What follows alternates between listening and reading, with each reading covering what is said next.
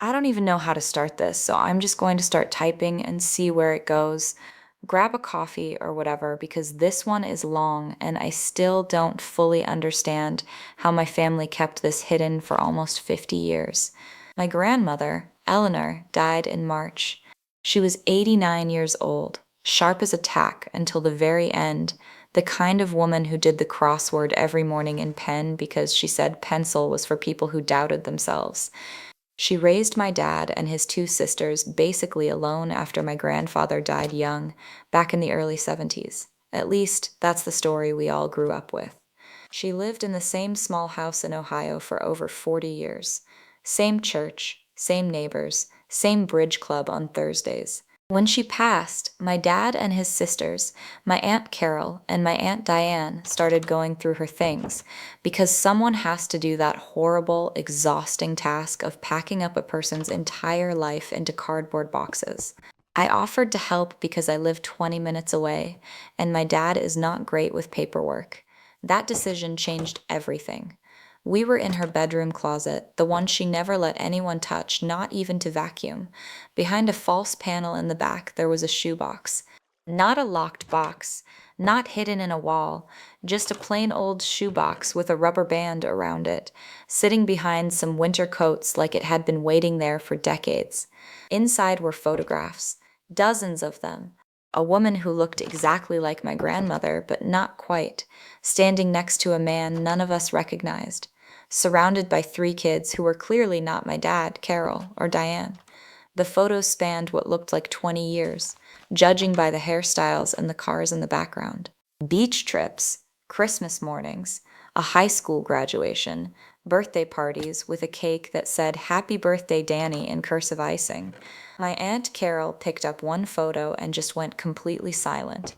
Then she said, quiet as anything, "That's Mom's dress. I remember that dress." We sat on the floor of that closet for probably 20 minutes just staring at these pictures, trying to convince ourselves it was some far off cousin, some family friend who happened to look identical to our grandmother at every single age from 25 to 50. But the resemblance wasn't just strong, it was her. Same laugh lines, same way of tilting her head in photos, same little gold cross necklace she wore in literally every picture I'd ever seen of her.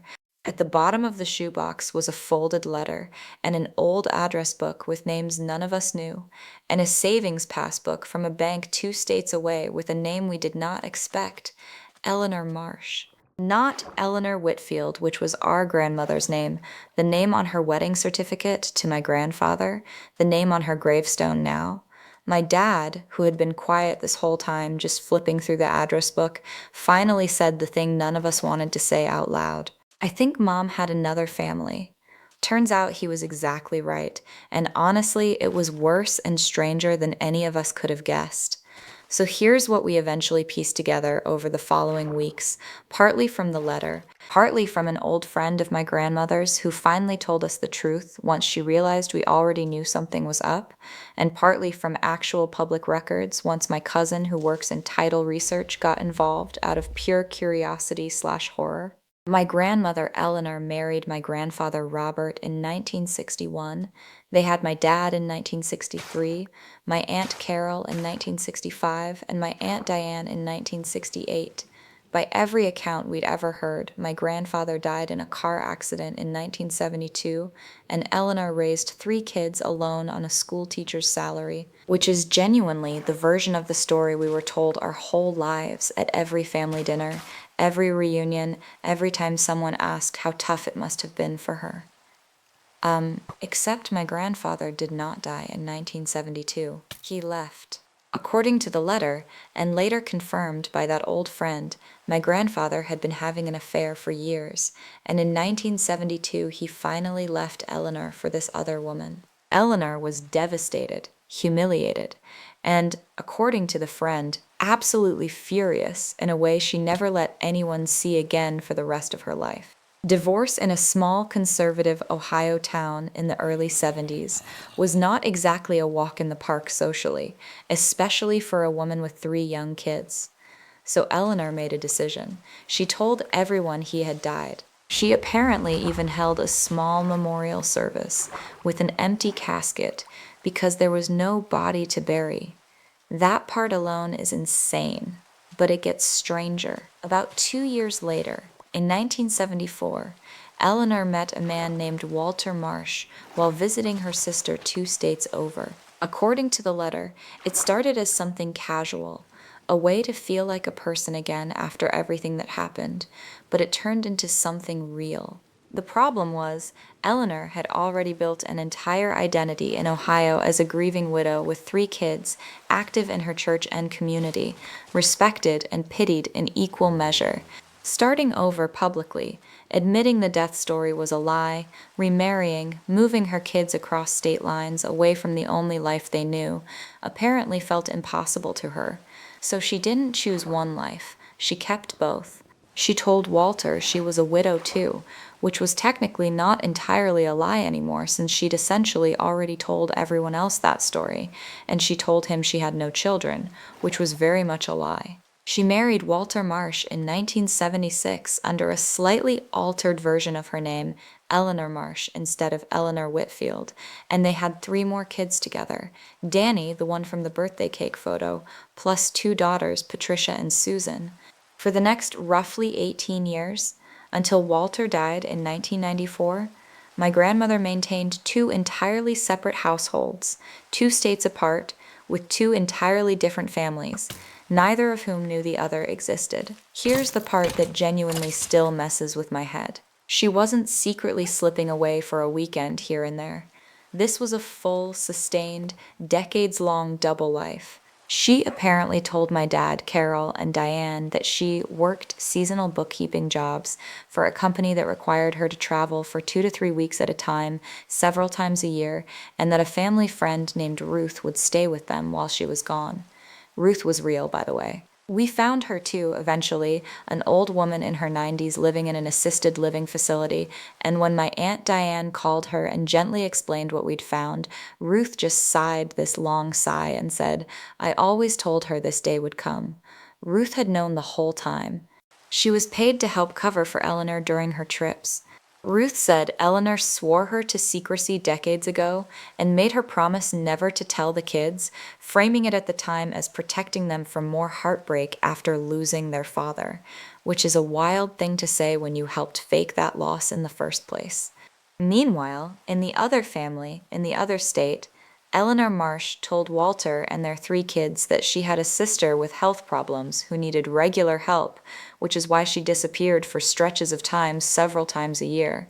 Danny, Patricia, and Susan grew up believing their mom had an ailing sister she was devoted to. 2 entirely different cover stories, 2 entirely different lives, one woman quietly living both for close to 2 decades without either family ever finding out. When Walter died in 1994, Eleanor apparently stopped visiting the second family almost entirely and slowly faded out of contact, using grief and her own advancing age as a reason to withdraw. Danny told us later, once we tracked him down, that they always assumed she remarried or moved on in her own way and just gradually became more distant, the way some family members do. They had no idea she was going back full-time to a completely different set of children 2 states away who thought she'd been working occasional bookkeeping jobs their entire lives. Yes, Danny, Patricia, and Susan are real. They are alive. They are, biologically, my dad and aunt's half-siblings. We found them through the address book and some very uncomfortable phone calls. And I will be honest with you, those first conversations were some of the most surreal moments of my entire life. Imagine calling a stranger and saying, "Hi, I think your mother might actually be my grandmother, and I think she told both of our families a completely different lie for 50 years. Patricia, understandably, thought it was a scam call at first and almost hung up. Danny was quieter, more thoughtful about it, and asked a lot of very specific questions before he believed any of it. Susan actually cried on the phone, not out of sadness exactly, more out of this strange validation, because apparently she'd always had this nagging feeling growing up that something about their mom's story didn't fully add up, little inconsistencies she could never quite name. We ended up doing a DNA test just to be completely sure, because honestly, at that point, nobody was going to just take this on faith. The results came back a few weeks ago. Confirmed. Half siblings, all six of them, my dad, Carol, Diane, Danny, Patricia, and Susan, all children of the same woman, born across two entirely separate, entirely secret households. The family meeting where all six of them finally sat in the same room together for the first time in their lives, at ages ranging from 53 to 61, was honestly one of the strangest and most emotional things I have ever witnessed. There was anger, a lot of anger actually, mostly directed at the sheer scale of the deception rather than at each other.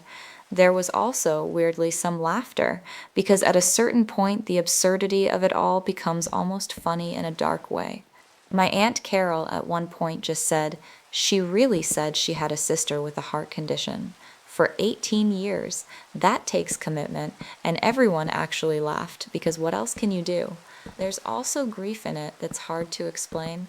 Not just grief for the woman we thought we knew, because in a lot of ways she really was exactly who we thought she was. Warm and funny and a little stubborn and fiercely loving.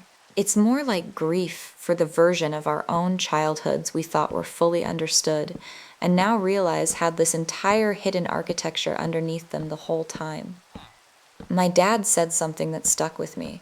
He said finding out doesn't erase the woman who raised him and taught him to ride a bike and sat with him every night during finals week in high school.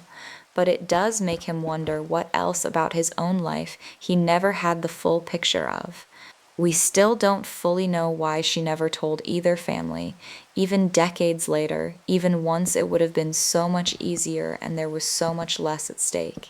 Ruth's theory, for what it's worth, is that Eleanor genuinely believed telling the truth at any point would destroy both families rather than heal anything, and that once the lie got big enough, she felt trapped inside it rather than in control of it. Honestly, having read her old letters and heard how she talked about it near the end of her life, I think that's probably close to the truth. It wasn't some grand scheme from the start. It just kept growing, year after year, until turning back felt impossible. Both families are slowly, cautiously getting to know each other now. There have been a couple of awkward dinners. Danny actually looks a lot like my dad, which nobody expected. Same exact nose, same way of laughing with his whole body. Patricia and my Aunt Diane have apparently been texting almost every day since they met, comparing notes on childhood memories that now make a strange kind of sense side by side. Two versions of the same absent mother during the same missing weeks each year. I keep thinking about that shoebox behind the winter coats. 50 years of a completely separate life, folded up and hidden behind a coat rack, waiting for someone to eventually find it. Part of me wonders if she wanted it found eventually, if some part of her hoped that after she was gone, the truth would finally come out on its own, in a way she never had to say out loud herself. I don't really have a neat conclusion for this one. It's still unfolding. New photos keep surfacing. New memories keep getting compared and re-examined. Somewhere in the middle of all this mess, 6 adults who share the same mother are slowly, carefully, figuring out what it means to be a family that was built entirely on a woman's ability to keep an enormous secret for half a century. If nothing else, I've learned that you really never fully know the people who raised you. Not completely, not entirely. There's always a shoebox somewhere, behind some coats, waiting.